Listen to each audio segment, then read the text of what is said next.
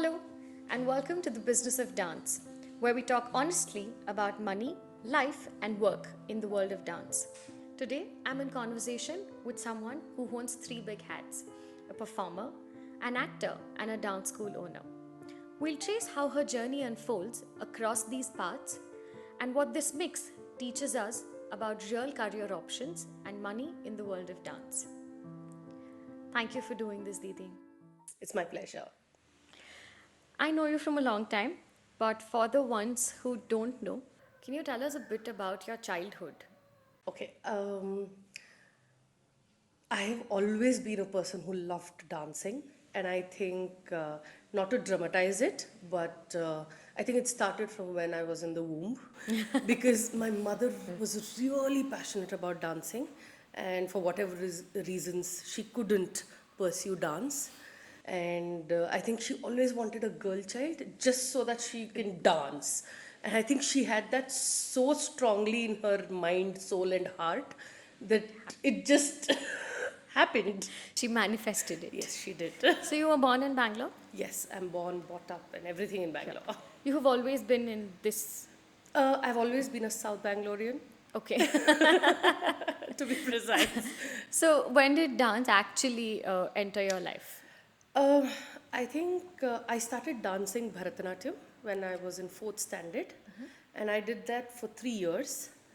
But I don't know whether I should say, luckily, my Bharatanatyam teacher got pregnant Oh. and she took a sabbatical, and that is exactly when Kathak happened. And my parents were invited for a show, for a Kathak performance at Yavanika. I'm talking about 26 years ago. And that was when Kathak was not that famous or not found everywhere. And my mom loved that form so much that she just came back and said, and by then I was also tall. And she said, I think Kathak will really look good on you. Let's just go find a teacher who can teach you Kathak. And I think planets just aligned. And my father's senior was Rajendra sir, Rajendra sir's brother. Okay. So my father knew Sini uncle, who we fondly call him as. So he was just randomly talking to him, and then he said, "No, my brother and my sister-in-law, like, they do Kathak classes." And then within a month, I remember that I had started my Kathak classes. Good stars aligned, Yes. where you learned Bharatanatyam as well, Yes. and you did Kathak. Yes. You're also an actor. So how would you describe the three roles? Dancer, performer, actor, and you also run a dance school. I think everything goes hand in hand. And if you are a performer, then you are obviously an actor, because acting and performance or dancing is no different. It's just that the mediums are different, and you just need to like shift a little bit of your thought process for each division. And running a class, I think that is something different. Like being a performer, being a dancer, being an actor is like just one dish. You Right. just have different ingredients. Right. But being a teacher is a different ballgame. You need to, I think being a teacher teaches you 10 times more. And I keep saying this to all my students, that being a teacher has taught me 10 times more of what I would have learned as a performer or as an actor. Because there are a lot of challenges, unexpected challenges, Right. and especially now that the generation is extremely fast and they don't hold back anything. Right. So you're being bombarded with questions, and and sometimes it's okay to say, I don't know, I will get back to Yeah. you. And it kind of makes you realize that there is so much Much more. more. And Right. like all our gurus said, that it's an ocean and you keep learning until death. Yeah. You just say, this is exactly what they were saying. So I mean, sometimes you just are like, You've stepped into their shoes now. absolutely. You feel it a lot absolutely. more today, More, probably. yeah. It's also what mothers used to say, you will know when you become a mother. I I strongly want to disagree, but I strongly agree. I You will strongly. have to. When did you start this school? your dance school? So I used to take like workshops at different places, but 2017 is the year that I started my dance class, and right now wherever we are doing this is Your right. Yeah, this is my school, and uh, this was just the portion. It is actually the terrace which is converted into the studio, and first it was just this portion. So I had a very small space, and I didn't know that I would really get into teaching. And I just said, okay, let me try, let me see if I can, start that parallelly. And I was also performing. Profusely I was performing, and I had acting. So I didn't know where to fit in this teaching part, because I knew that this needed a lot of dedication, and you can't just miss classes and say, Yeah. I have a project, so I can't. So I had to like really find my way into this. So it started as a very small thing, and when I started, I had about 6 students. You mentioned you started with workshops. So do you still do workshops, or now you've moved to doing regular batches? I do regular batches here at my studio, but wherever they invite or wherever there is a circumstance that I can take a workshop, I still continue doing workshop, because you get to meet a lot of new people, new students, new thoughts, new Yeah. minds, and it's very fascinating. And I think now the shift has happened to this, that you're not going there to teach, you're actually going there to learn. Starting a studio has its own cost, which is the rent, and then you have operations costs. So, Yeah, yeah, was yeah. there something that you had not accounted for, but then it suddenly came in as an expense? I think I lucked out in that sense, because this is my parents' place. So it was the terrace that I converted. So I spent only on like interiors and like flooring and all of that, but the space was already there. That is definitely not easy right now with the prices that are there. And even if you want to look at a commercial space, it's you can't even touch the commercial space, because the revenue that you make out of dance class is not even half of what you're paying as a rent. I think there are just 2 points that I feel are very important. One is that space. You need to look out for a space that will be with you for like a minimum 5 to 10 years Right, when you're like starting something. right. Second, you can't just depend on performance, or you can't just depend on classes. You need to have a balance. And I feel, after so many years of experience, that you will stop growing as a teacher if you stop performing. And you will stop growing as a performer if you If you don't stop teach. teaching. Right. But I would say that your classes are your main source of income. After all these years of performances and acting and all of this, I think classes are one thing that you have. Of course, the students keep the number of students Yeah. keep fluctuating, but Yeah. at least you know that there is a minimum amount that by the end of You're the going month, to you've got that much at least. Right. So just take off half. Like just make it, if you're saying 50 students, just count only 25. Right. Have you had any time? I don't think you have, but I've heard it from other dance schools where parents sometimes are not willing to pay the fees, which is not much if you see today. Oh, why do you think I have not come across this or faced this? I might just put on a very nice smile and whatever, but oh my God, That there's has always a constant. What can I say? I'm at loss of words when you're talking about parents, because never mind. Just yesterday I had like Oh, it's a recent experience. yeah, like an experience. And these are not the parents who don't have money. Let me come back to that point, that these are not the parents who don't have money, Yeah. who refuse to pay. These are the ones who are very well educated, they're all in good like settled jobs and all of that, and they are the one who constantly question, why so much, why should we pay this, why should we pay that? And then at some point you just feel like, it's not for me. Yeah. uh, there is a saying in Kannada, ಕೆರೆಯ ನೀರನ್ನು ಕೆರೆಗೆ ಚೆಲ್ಲಿ ಅಂತ. So whatever you get, you're actually pouring it to the same water. Yeah. So especially being a performer, You are getting money, you're investing on Putting costume. it You get money, you're investing on music. You get money, you're investing on some show that you want to do and you don't have sponsors. Yeah. So, like, it's literally nothing going into your pocket and you're just flabbergasted by their questions. That how Question. can you be so dumb? And it's not too much. I mean, it's not like the fees is Yeah. 10,000 or 20,000 a month. Yes. Which you And can't. absolutely, and they question every move. But when it comes to them, the children being on stage, they want the best of everything. They want the best lighting. They just feel that everybody is doing a Hira Mandi or a Devdas, where everybody is expecting that Yeah. kind of a grandeur. But when you ask them to pay like a minimum, They don't want to do that. yeah, they don't want to contribute. How do you design your curriculum for it to be artistically honest and also something that parents would be willing to pay for? I think I really have a different take on it right now, and I've stopped budging. And I have just put my foot down, and right now I'm at a place where I say, I give you standards, so this is what standards cost.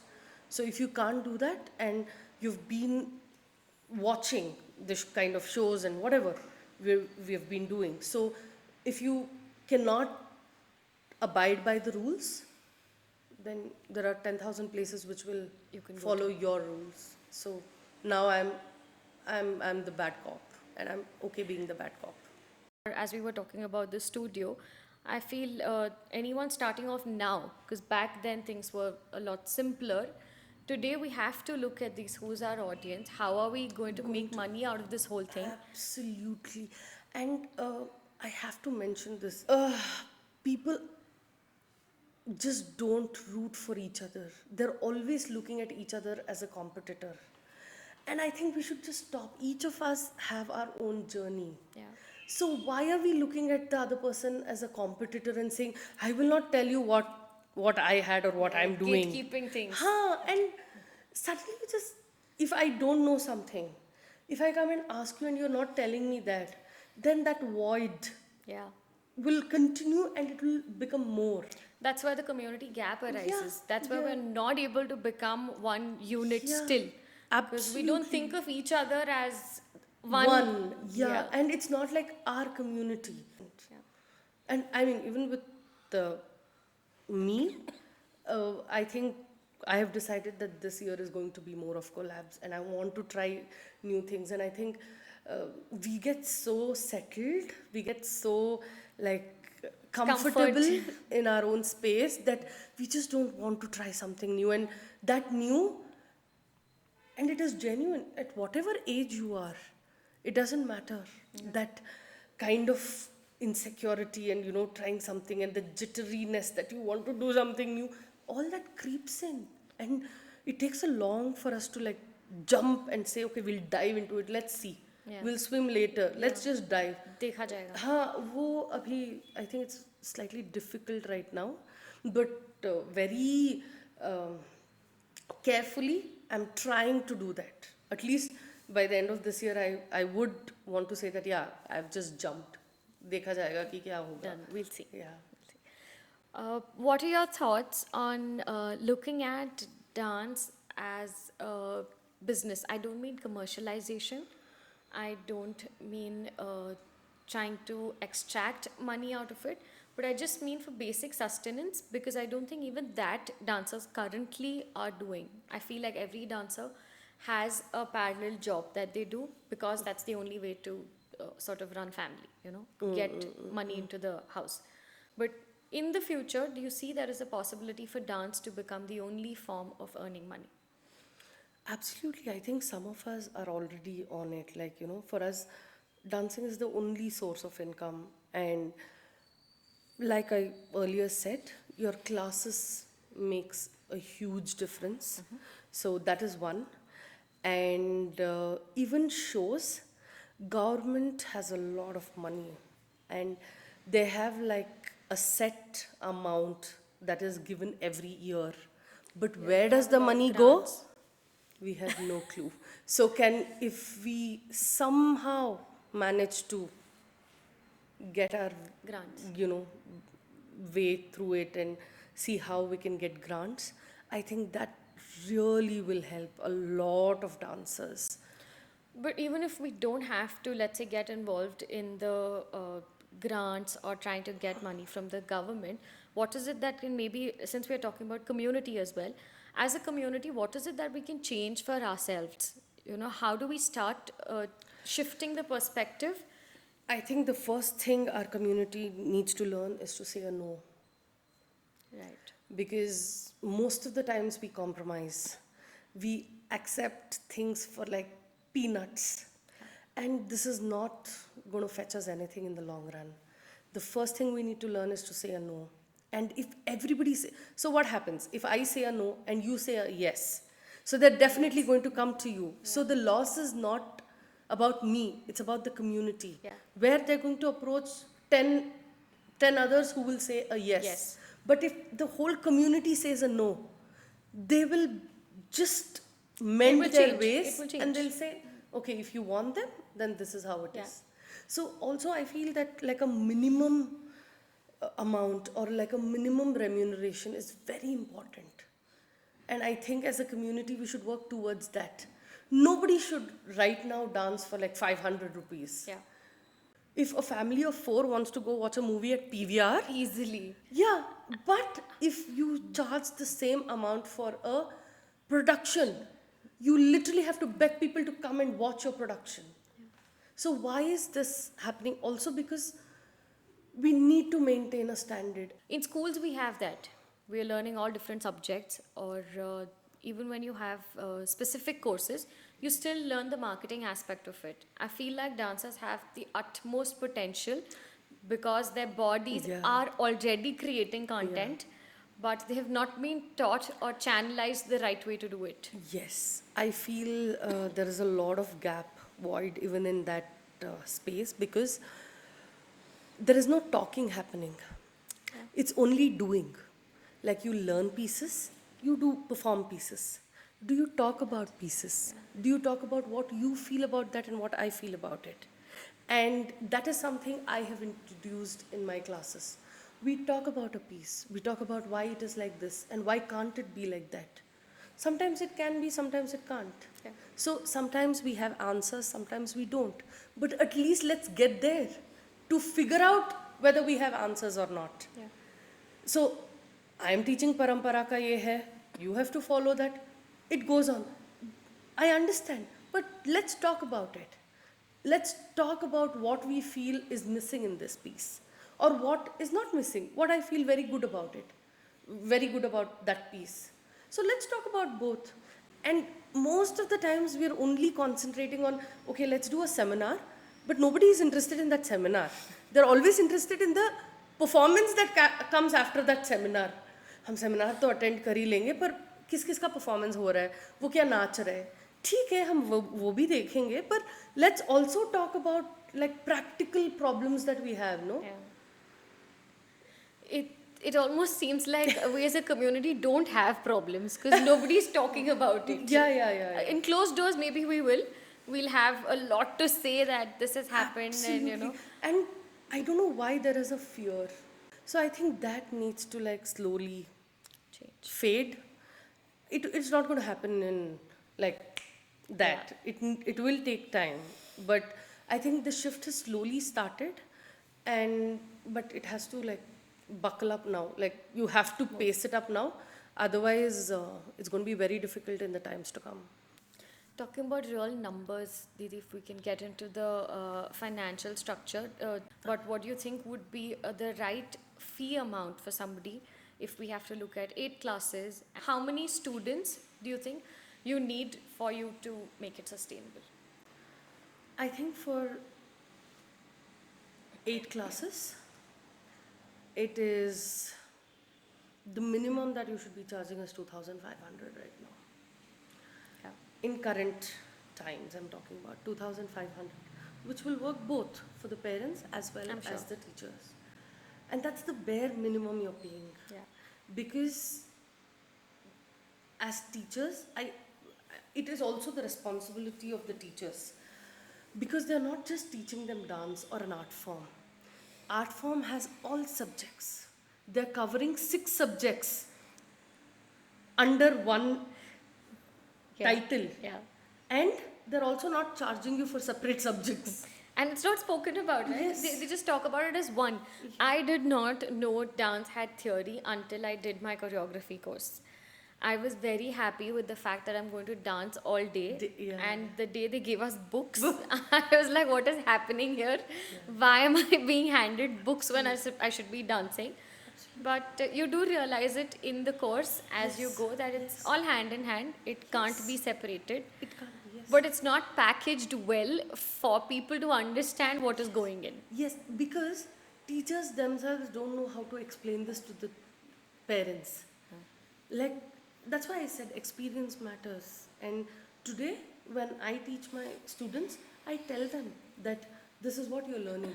You're learning maths, you're learning science, you're learning social studies, because we're talking about current scenarios and socio-political changes and blah blah. So all of that, you're learning languages because you perform for compositions that are in different languages.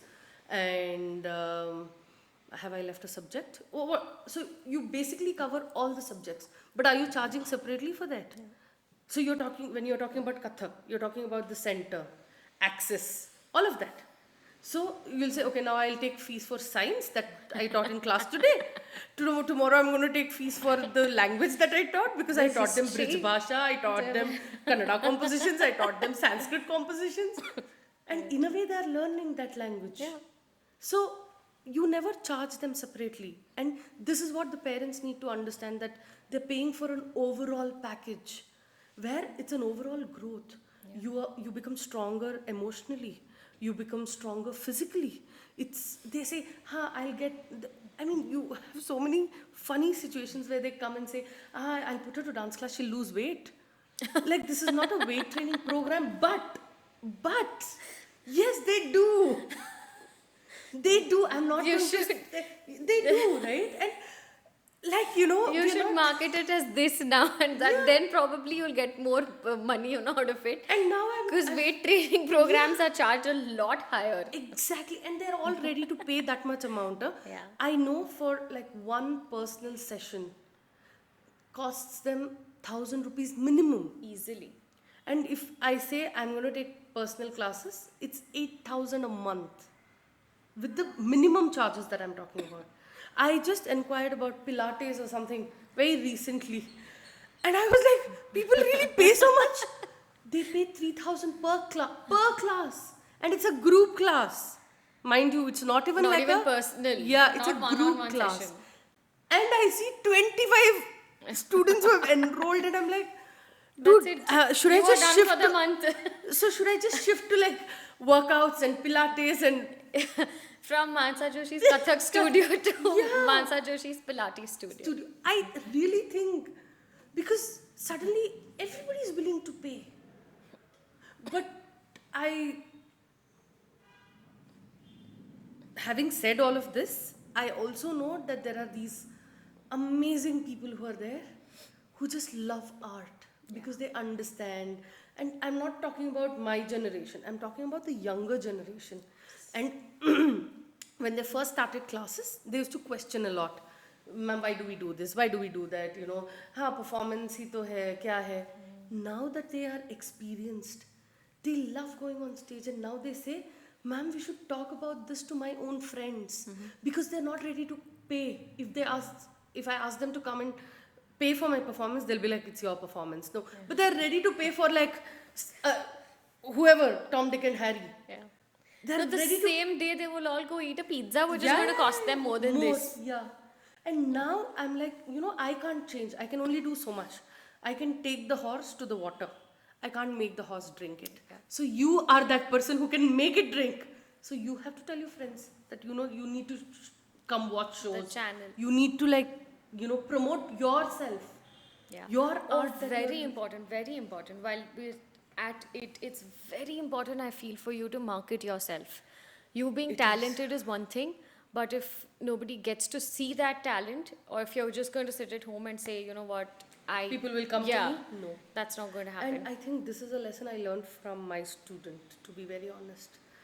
We were having a conversation and she said, Ma'am, why do you assume people know you? And that hit me so hard. I'm actually, I didn't have an answer. I just kept quiet and I said, okay. And, I just thought about it and then I realized that yes, today I have no shame when people say, oh, you're an actor, but I'm so sorry I haven't watched you. You're a dancer, I'm sorry. I'm like, I'm okay with it. I don't expect all of you to know. Yeah. And it's actually okay. But that I realized it very late. Like I realized it like now in like about 6 years when we had this when I had the conversation with my student, and now I'm like, I'm okay introducing myself to people who don't know it. If we look at a month in your life right now, what is the mix of performance, acting, and teaching? So, to be very honest, acting is on a sabbatical right now. Motherhood has taken over. Yeah. And when it comes to performances and classes, I think 90% is performance, learning, and 10% is performance right now. If you ask me for the next 1 month, that's how it is. Can you tell me about one difficult business decision that you had to take? I think increasing fees, that is something um, that puts you as a teacher in a very awkward position. And the parents asking for a justification makes it even more difficult. I think that was one very challenging decision. But I had not hiked my fees for about 6 years. And then I just realized that there's so much that goes into a class. And every year, we do it in corporates, we do it everywhere else. Yeah. Even like a school teacher gets a hike every year or once in 2 years. But we never have that with our own academies. And that is a very important thing. And that is one place where I erred. And the next was to make I don't do annual days, I do biannual. So once in 2 years, there's like a, celebration. I call it Milan Jhankar. And from day one thing I knew was it will be a ticketed show. We are not going to do these annual days or whatever, biannual, just for free. People who come to watch you should respect. And that, I think, in the first year was very hard uh, because I didn't know how many sales would happen and how exactly would I market these tickets, because they're all parents and their relatives and everybody wants to watch their children or grandchildren, and they're again asking questions on why we have to pay. So we had to make like a pointer, like a list of points that we had to give it to them saying this is why. And with regard to music also, I created like a whole bunch of music where I invested on those music. So it was a lot of uh, finance. And especially, I think dancers should really be good in finance with maths, because it really takes a toll. Yeah. And by the end of my annual day, I was like, can I just like sleep? Like, can I just sleep and not think about anything that has happened? But that was a learning lesson that there are a certain people who have to come in there to play their parts. Yeah. So everything you can't do as a dance teacher. You need somebody else to fill in roles. You can't be designing the costumes, giving costumes. You can't be going to the musician, getting music done. You can't be like the rehearsal manager. You can't do everything by yourselves. But that is a boon and a bane. We have all the capabilities to do that. Very true. We- Very true. We know everything. We can do everything just single-handedly. Yeah. But And at that's why some it's also difficult to let go. Yes. And somewhere you need to let go and say, okay, I will give this to like a person who can handle it. Somebody from the academy who can handle that, who can handle this, your students. So then the next time that I had to do, it was a little better. But it is always a struggle still to get people to come and pay for your show and watch. But right now, I'm okay if I don't make profit or even if I'm at a loss, but I will not do it for free. That is something that I just put my foot down. So these two are my personal. Annual day might have been really difficult It because was. And constantly my husband was like, why are you doing this? Like, you're just putting more money into everything. So, what is the point? But it's also very difficult to make people understand why you do art. true, true. Like, you really don't have an answer for why you're so passionate about your art and why are you doing this in spite of all the losses. Yeah. It's a feeling, unexplainable. But it's time we move to becoming profitable. And on that, what do you wish a 20 something dancer understood about money, career, and contracts or legalities? Okay, let me start with career planning. You need to have like a clear, sometimes you don't really have a clear vision, but you should prioritize. So when I had to choose between dance and acting, I chose dance. And that's why I'm here today. You can't, like, uh, travel on two boats with one leg here, one leg there. It can't happen. You need to at some point choose. So if you have like a show and an acting opportunity, both of them are very big with some like very reputed people. Who would I choose? So I don't know, for some reason it was always dance. So I had made my choice. So you need to be clear about that. And only then you can progress in one. Otherwise, throughout, you'll be juggling. And when it comes to money, I clearly remember Anupam Kher sir quoting that never do anything for free. Even if it is your very known circle, your inner circle, if it is in fact your inner circle, they should value you more. Even now, to the students that perform with me, I pay them because I want to make sure that they're not doing anything for free. Also, that gives you the authority where nobody can say that, I did so much for you. Legality is in what sense? Do you think they should start putting in contracts into picture? Because when you're Yes. dealing with corporates Yes, and I think we lack even there because wherever, even corporate, government, we just don't have accountability. Nobody comes back later and says, okay, did you get? Yeah, yeah. And I think it's one of the most important things. And I'm yet to figure this out, but I'm slowly doing it. I think we still need like a expertise, Yeah, on this. guiding us through this because we need this. We need contracts. We need like everything on paper where tomorrow we can. Right now, I feel that, our performance videos are the only proof. Yeah. If somebody says, तुमने perform ही नहीं नहीं किया किया है, तो- तो what else can you do about it? Phone calls? This can be a Yeah. fraud. Like, Yeah. you can change anything. True. So you need that. And It's very important. videos also these days are in the hands of the organizer, they are the ones itself giving you the videos. Yes, So yes. that's also not in your hands completely. Absolutely. So even that. So I think it's very, very important.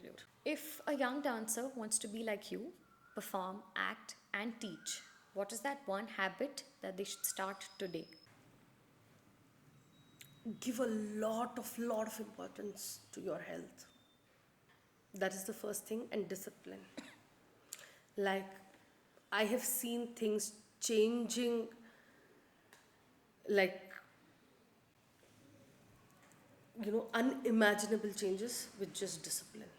And if you can discipline yourself, your life, you can achieve anything. Of course, having said that, I will also tell you that there is a certain amount of luck that is needed, and that can happen through different ways. Like, each of us will have some different ways of thinking about luck.